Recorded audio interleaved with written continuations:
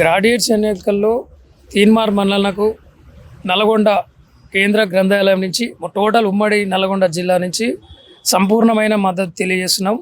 ఎందుకు మల్లన్నకు ఓటేయాలంటే అతను పోయినసారి అంటే యువతలో చాలా ఆయన నిరుద్యోగ సమస్య పైన కానీ ప్రతి సమస్య పైన కొట్లాడే స్వభావం ఉంది. ఖచ్చితంగా ఇప్పుడు కాంగ్రెస్ గవర్నమెంట్ అతనికి ఇచ్చింది. ఎందుకు ఇచ్చింది అంటే కేసీఆర్ని దించడంలో ప్రముఖ పాత్ర ఉన్నది కాబట్టి మల్లన్నకు ఖచ్చితంగా ఆయన సేవలను చూసి అతనికి ఇవ్వడం జరిగింది. అంతేకాదు నిరుద్యోగుల తరఫున ఆయనకి ఎందుకు వేయాలి ఓటు అనేది ప్రధానంగా వినిపిస్తుంది. కొంతమంది అడుగుతున్నారు. అంటే తీర్మాన మండలంలో ఎప్పుడు కూడా స్వపక్షం విపక్షం అనేది ఏముండదు. స్వపక్షంలోనైనా కానీ విపక్షంగా మాట్లాడే దమ్ము ధైర్యం మన మల్లన్న గారికి ఉంది. ఏదో పదవి ఇచ్చిందనో దేని కూర్చొని వాళ్ళ కోసం సైలెంట్ పోయే వ్యక్తి కాదు. ఖచ్చితంగా ఫైట్ చేస్తాడు నిరుద్యోగుల పక్షాన. నిన్న కూడా ఆయన ఎన్నికల నామినేషన్ వేసేటప్పుడు నేను ఎప్పుడైతే రాజకీయాల్లోకి వస్తానో నా ఉన్న ఆస్తులు నా పేరు మీద నా కుటుంబం మీద ఉన్న అన్ని ఆస్తులన్నీ ప్రభుత్వానికి అప్పచెప్పిన తర్వాత నేను ప్రజల సేవ చేయడానికి ముందుకు వస్తున్నానని ప్రకటించడం చాలా ఆహ్వానించదగ్గ విషయం. ఇది చాలా గొప్ప విషయం. ఇంతవరకు అట్లాంటి ఆ భావన కానీ ఎవరు చేయలేదు. అలాంటి గొప్ప మంచి వ్యక్తి. నెక్స్ట్ అంటాడు మల్లన్న గారు ఇంకొకటి ఏంటంటుందంటే రీకాల్ అంటే నీదేనైనా తప్పు చేస్తే మమ్మల్ని ఎన్నుకున్నారు, మా అనుకూలంగా మీరు పని చేయలేదు కాబట్టి మిమ్మల్ని పిలుస్తాం, మీరు వేస్ట్ అనే ఆ రీకాల్ సిస్టమ్కి కూడా సిద్ధంగా ఉన్న ఒక రెఫరెండం పెట్టి నన్ను మీరు మా ఆశలకు అనుగుణంగా పనిచేయలేదు, మీరు వెనకకు వచ్చేయండి అంటే కూడా దానికి సిద్ధంగా అనేటువంటి ప్రకటించిన మొట్టమొదటి వ్యక్తి మల్లన్న గారు. నిరుద్యోగుల పక్షాన సంపూర్ణమైన మద్దతు. ఎందుకంటే ఆయనకు పోయినసారి ఎలక్షన్లోనే జస్ట్ స్వల్ప మెజార్టీ నైతికంగా గెలిచినప్పటికీ టెక్నికల్గా కొన్ని విషయాల్లో పల్లారాజేశ్వర రెడ్డి గారు ఆ పేకు ఓట్లతోటి గెలవడం జరిగింది. అది కూడా రెండో ప్రాధాన్యత ఓట్లలో. కొంతమంది గ్రాడ్యుయేట్స్ అవగాహన లేక కొత్తగా అప్లై చేసుకున్న వాళ్ళు కొంత అవగాహన లేక వల్ల ఈ 2-3 కేటగిరీలకు చేయడం. పోయినసారి ఎందుకు గెలిచిర్రు అంటే పోయినసారి అధికార పార్టీలో ఉన్నాడు కాబట్టి ఆయన ఇష్టం వచ్చిన అవకతవకలకు పాల్పడ్డాడు. ఒకటి. రెండవది ఆ రోజు ఆ సమాజంలో అప్పుడున్నప్పుడు కోదండరామ్ కావచ్చు, చెరుకు సుధాకర్ కావచ్చు, ఇంకా చాలామంది కేసీఆర్కి యాంటీగా పనిచేసినప్పటికీ యూనిట్గా లేకపోవడం వల్ల మల్లన్న ఒక్క రూపాయి కూడా నిరుద్యోగులకు ఎక్కడ ఇవ్వలేదు. అయినా కానీ అంత మెజారిటీ వచ్చిందంటే కేవలం మల్లన్న వ్యక్తిత్వం, పోరాడే పటిమ ఉంది కాబట్టి సామాన్యుల కోసం కొట్లాడతాడు. అందులో ఎస్పెషల్గా నిరుద్యోగులకు కొట్లాడతాడు కాబట్టి ఆయనకు ఆ రోజు రావడం జరిగింది. ఈరోజు అట్లాంటి పరిస్థితి ఏం లేదు. అందరూ ప్రతి గవర్నమెంట్ ఉద్యోగ సంఘాలు సంపూర్ణంగా మల్లన్నకే మద్దతు, నిరుద్యోగులు మొత్తం కూడా మల్లన్నకే మద్దతు ఇస్తారు. కంపల్సరీ ఆయన భారీ మెజారిటీ తోటి గెలవబోతున్నాడు. ఇక ఈ మధ్య కొంతకాలంలో కొంతమంది ఈ ప్రతి ఒక్క ఆయన ఇండిపెండెంట్గా అతను ఇంకొక వాళ్ళు స్టూడెంట్ యొక్క ఎమోషనల్ని యూజ్ చేసుకొని రాజకీయంగానో ఇంకో రకంగా ఎదగడానికి ట్రై చేస్తున్నారు. తీర్మానం మల్లన్న అట్లాంటి వ్యక్తి కాదు. ఆయన డైరెక్ట్ పోరాట పటిమ ఉంది. ఆయన గ్రౌండ్ స్థాయి నుంచి 2014 నుంచి కేసీఆర్తో కొట్లాడిన వీరుడు, ధీరుడు ఆయన కన్నా ఇట్లాంటి పెద్ద పెద్ద పదాలకు ఏది చెప్పినా ఆయనకు తక్కువే. కేసీఆర్ని గవర్నమెంట్ మెడల్ వంచి దించడంలో కాంగ్రెస్ పార్టీ కన్నా ఎక్కువగా పనిచేసిండు ఆయన. ఆ కృషిని గమనించే ఆయనకి ఈరోజు టికెట్ ఇవ్వడం జరిగింది. అంతేగాని ఆయన సొంతంగా సంపాదించుకుంటూ జనాల్లో ఆ క్రేజ్ కానీ పోరాట పటిమ ద్వారా జనాలకు చేరువైండు. ఈ మధ్యకాలంలో స్టూడెంట్ని రెచ్చగొట్టి గవర్నమెంట్ ఏర్పడిన 2 నెలలకే మాకు నోటిఫికేషన్ రాలేదని కొంతమంది నిరాహార దీక్షలో తిరగడం, అమరణ నిరాహార దీక్ష కూర్చోవడం, స్టూడెంట్స్ని రెచ్చగొట్టడం, 146 జీవో మీద పిల్లల్ని రెచ్చగొట్టి దాన్ని ఓట్ల రూపంలో క్యాచ్ చేసుకునే ప్రయత్నంలో కొంతమంది పడ్డారు. అది 46 జీవో అనేది గత గవర్నమెంట్ కేసీఆర్ తెచ్చినటువంటి దరిద్రం. అది నోటిఫికేషన్లో మెన్షన్ చేసిండు. ఆల్రెడీ మెన్షన్ చేసిండు. అది రిజల్ట్ వచ్చింది. అది కోర్టు దాకా కూడా పోయినాక కూడా నోటిఫికేషన్లో వచ్చినప్పుడు దాన్ని మేము ఏం రద్దు చేయలేమన్నాడు. కాబట్టి నిన్న మన ప్రియతమ ముఖ్యమంత్రి రేవంత్ రెడ్డి గారు కూడా దానిపైన నిరుద్యోగులు కలిసినప్పుడు దానిపైన ఒక కమిటీ వేస్తాం, ఒక సమగ్రమైన ఒక మంత్రివర్గంలో ఒక కమిటీ వేస్తాం, సమగ్రంగా విచారించి వాళ్ళకి న్యాయం చేయగలుగుతాం. నిన్న కూడా రీసెంట్గా నామినేషన్ వేసే టైంలో మన ప్రియతమ 46 జియో పైన మన కోమటిరెడ్డి వెంకరెడ్డి గారు కూడా హామీ ఇచ్చారు, ఖచ్చితంగా న్యాయం చేస్తాం. దాంట్లో మన మంత్రి గవర్నమెంట్నే నామినేషన్ వేసే ముందుకు మల్లన్న గారు ఏమన్నాడు తెలుసా, 46 జియో గురించి ఎప్పటి నుంచో పిల్లలు అన్యాయం జరుగుతుంది అన్న వెంకటరెడ్డి అన్న, మన దీని గురించి చాలా పెద్ద ఇష్యూ ఇది, దీని మీద ఖచ్చితంగా పిల్లలకు న్యాయం చేయాలంటే అంటే ఆయన ఎన్నిక కాకముందుకే గవర్నమెంట్ ప్రశ్నించిండు. ఆయన ఎన్నికైనాక కూడా ప్రశ్నిస్తాడు, ఎందుకంటే ఒక మినిస్టర్ని ఒక స్వపక్షంలోనే ప్రశ్నించే తత్వం ఉంది ఆయనకు ప్యాషన్ అనేది రాజకీయం కాదు, ఒక ప్రజలకు సేవ చేయడం అనేది ఒక ప్యాషన్.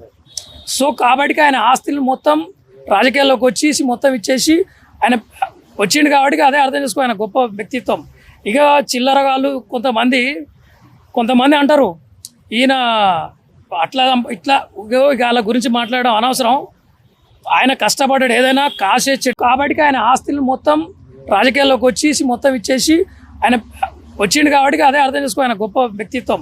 ఇక చిల్లరగాళ్ళు కొంతమంది అంటారు ఈయన ఇట్లా వాళ్ళ గురించి మాట్లాడడం అనవసరం, ఆయన కష్టపడ్డాడు ఏదైనా కాసే చెట్టుకే ఉంటారు కదా రాళ్ళ దెబ్బలు అన్నట్టు. 100% కేసీఆర్ను పతనం కావడంలో తీర్మానం వలన పాత్ర అమోఘమైనది. ఈరోజు మేము ఇక్కడ ఈ లైబ్రరీలో కూర్చొని చదువుతున్నాం అంటే కేసీఆర్ గవర్నమెంట్ ఒకవేళ వచ్చి ఉంటే ఈ నిరుద్యోగులు కానీ ఇక్కడ ఒక్కరు కూడా ఉండకపోయేది. ఈ 30,000 ఇప్పుడు బిల్ చేసారు గవర్నమెంట్ కాంగ్రెస్ రాగానే. అరే మేము రాగానే అరే గత గవర్నమెంట్ ఇచ్చింది అంటాడు, గత గవర్నమెంట్ నువ్వు నోటిఫికేషనే ఇచ్చినావు అన్న. ఇప్పుడు ఎమ్మెల్సీ ఎన్నికల్లో దాదాపు బీఆర్ఎస్ పార్టీ ఒక క్యాండిడేట్ ని డిక్లేర్ చేశారు. తీర్మార్ మల్లన్నకు ప్రత్యర్థులు ఉన్నారని అనుకుంటున్నా, ప్రత్యర్థులు వీళ్ళు పోటీ ఎట్లా ఉంటుంది వాళ్ళు ఇప్పుడు కొంతమంది ఎవరికాళ్ళు తప్ప కూడా బాయిని చూసి సముద్రంలా ఊహించుకుంటారు. కొంతమంది వ్యక్తులు ఇండిపెండెంట్స్ కావచ్చు, ఇతర పార్టీలు ఉన్న వాళ్ళకి డిపాజిట్ కూడా రాదు. మల్లన్న తోటి సరితూగే క్యారెక్టర్ కానీ పోరాడే పటిమ కానీ వాళ్ళకి లేదు. గత 10 సంవత్సరాల నుంచి పోరాడని వాళ్ళు మొన్న పేపర్ లీకేజ్ అయిన తర్వాత పిల్లల ఎమోషనల్కి యాడ్ చేసుకొని వచ్చి 46 జియో గురించి ఒక ఆయన, గ్రూప్ 2 నోడ్ రద్దు గురించి ఒక ఆయన వస్తుండు. ఇదివరకు వాళ్ళు ఎక్కడ పనిచేసారు? ఈ స్వతంత్ర అభ్యర్థులు అని పేరు చెప్పుకునే వచ్చే వాళ్ళు ఎక్కడ చేసారు? కేసీఆర్ దగ్గరనే ఉండి అంటగాగిరు కదా వాళ్ళు. ఇవాళ నీకు రాగానే మేము అమోఘమైన పాత్ర వహించినట్టు. అరే నువ్వు కేసీఆర్ని అరాచకుని దించినావు కదా, అరే 3 నెలలు కాదు ఎంత ఓపిక ఎందుకు లేదు మీకు? 3 నెలలు అవుతుందా? టెక్నికల్గా ఆలోచించాడు. రాగానే ఎలక్షన్ కోడ్ రావడం జరిగింది, అడావుడి చేస్తున్నారు. 1 by 1 అనే ఒక్కొక్క పథకం చేస్తున్నారు. ఖచ్చితంగా రేవంత్ రెడ్డి గారు ప్రతి మీటింగ్లో అంటాడు నిరుద్యోగుల కష్టాడితే వల్ల మేము ఈడు ఉన్నాం ఈరోజు, ఖచ్చితంగా నిరుద్యోగులకు చేస్తామంటుండ్రు. ఒకటి మీరు చెప్పండి, 1,00,000కు పైగా మెజారిటీ, భారీ మెజారిటీ తోటి తీర్మానం మనల్ని గెలిపిస్తున్నాం. నమస్కారం అండి. మొదటగా మీడియా మిత్రులకు నేను నమస్కారం తెలియజేసుకుంటున్నాను. ఎందుకంటే ప్రజల్లో ఉన్న ప్రతి సమస్యను, అంటే ప్రభుత్వము చేయలేని పనులని ప్రజల్లో వాళ్ళలో చైతన్యం కల్పించే మీడియా మిత్రులకు మరొకసారి ధన్యవాదాలు తెలియజేసుకుంటున్నాను. ఈ సందర్భంగా ఏంటంటే ఎమ్మెల్సీ ఎలక్షన్ల వచ్చిన పర్వంలో లాస్ట్ టైం జరిగిన ఎమ్మెల్సీ ఎలక్షన్స్లో ఖమ్మం, వరంగల్, నల్గొండ నియోజకవర్గానికి సంబంధించిన ఎమ్మెల్సీ ఎలక్షన్లో దాదాపు గెలుపుకు దగ్గరగా వచ్చిన తీర్మానం మల్లన్న ఈసారి గెలుపు అనేది ఖచ్చితంగా ఖాయం. ఎందుకంటే మల్లన్నకు ఎదురు అనే వ్యక్తి లేడు, అది ఏ రకంగానైనా. ఎందుకంటే మల్లన్న అనేది మేము 2014 నుంచి 2024 దాదాపు 10 సంవత్సరాలు చూస్తున్నాం. ప్రభుత్వాన్ని ఏ విధంగా ఎదిరిస్తున్నాడు, అన్యాయం వైపు ఏ విధంగా నిలబడి ఉన్నాడు అనేది మా పట్టభద్రులందరూ గమనిస్తూనే ఉన్నాము. ఈ ఎలక్షన్లో కంపల్సరీ మే 27వ తారీఖు జరిగే ఎలక్షన్లో మా పట్టభద్రులమే కాదు, ఎంప్లాయీస్, పట్టభద్రులు అంతా మూకుమ్మడిగా తీర్మానం మళ్ళీ గెలిపించే ప్రయత్నం చేస్తాం. అది గెలిపించి మా సత్తా ఏందో నిరూపిస్తామని చెప్పేసి నేను ఇక్కడి నుంచి తెలియజేసుకుంటున్నాను. అదేవిధంగా ఆయన వ్యక్తిగతంగా కానీ, ఎందుకంటే ఆయన న్యూస్ ఛానల్ పెట్టి ఆయన దగ్గరికి పోయే ప్రతి సమస్యని ఇమీడియట్గా ఆన్లైన్లోనే అంటే లైవ్లోనే సంబంధిత బాధితునికి న్యాయం చేయాలని చెప్పేసి అని ఒక ప్రభుత్వం చేసే అరాచకాలని పనిని ఏ విధంగా ఎదిరించాలనేది తీర్మాన్ మరణాలను చూసి మేము కూడా నేర్చుకుంటున్నాము. అదేవిధంగా భవిష్యత్తులో ఒక సమస్యను ఎలా ఎదిరించాలనేది కూడా మాకు తీర్మాన్ మల్లన్న చేసే విధానం మాకు ఆదర్శం అవుతుందని చెప్పేసి మేము తెలియజేసుకుంటున్నాము. ఈ ఎలక్షన్లో నో డౌట్ అండి, కంపల్సరీ తీర్మార్ మల్లన్న భారీ మెజారిటీతో గెలవబోతున్నాడు. జూన్ 5వ తారీఖు నాడు కంపల్సరీ రిజల్ట్లు అనేది భారీ మెజారిటీతో తీర్మార్ మల్లన్న గెలుస్తున్నాడు. ఇంకోటన్నా, ఇప్పుడు తీర్మార్ మల్లన్నకి తరఫున ఇంకా ఎదురుగా ఇంకా వేరే ఎమ్మెల్సీ క్యాండిడేట్స్ కూడా పోటీ చేస్తారు. ఎవరన్నా ఉండనియండి తీర్మార్ మల్లన్న అనే వ్యక్తి ముందు ఏ వ్యక్తి సరి రారు కూడా. ఎందుకంటే ఆయన యొక్క మాట విధానం కానీ, సమస్య పరిష్కార విధానం కానీ, ప్రభుత్వాన్ని వ్యతిరేకించే విధానం కానీ, ఇన్ని విషయాల పట్ల ఏ వ్యక్తి ఎదురున్నా కానీ అది గెలుపు అనేది ఆపడం ఎవరి వల్ల కాదు. మా యొక్క పట్టభద్రులను కంపల్సరీ మా యొక్క ఓటు వేసి మా సత్తా ఏందో నిరూపిస్తామని చెప్పేసి మేము తెలియజేసుకుంటున్నాము. తీర్మార్ మల్లన్నకి ఎందుకు ఓటేయాలంటే ఒకటే చెప్తా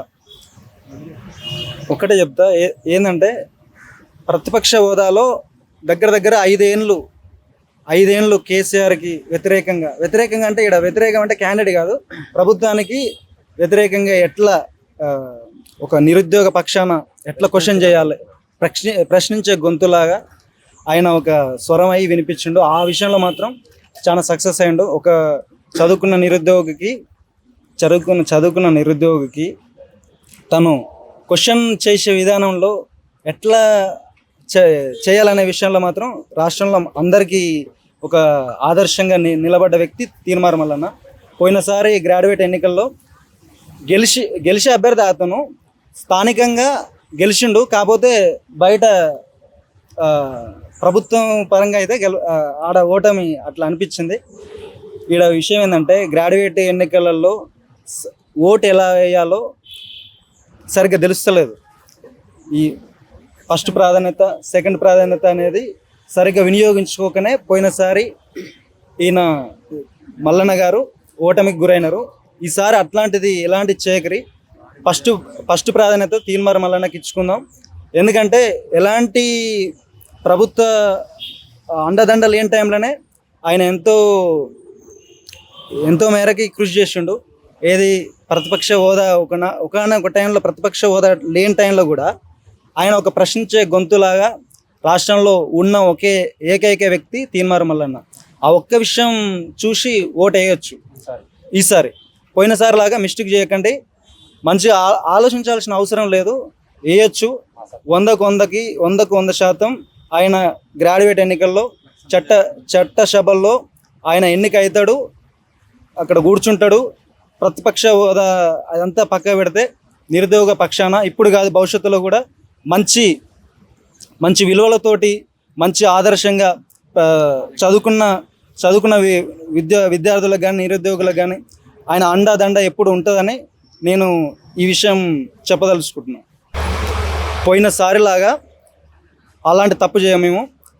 ఈసారి 1,00,000 మెజారిటీతో గ్రాడ్యుయేట్ ఎన్నికల్లో, ఎమ్మెల్సీ ఎన్నికల్లో నిరుద్యోగుల పక్షాన తీర్మార్ మల్లన్నని గెలిపించుకుంటున్నాం. ఇది మీరు తర్వాత ఎలాంటి డౌట్ లేదు, కంపల్సరీ 1,00,000 మెజారిటీతో తీర్మార్ మల్లన్న చట్టసభల్లో కూర్చుంటుండు.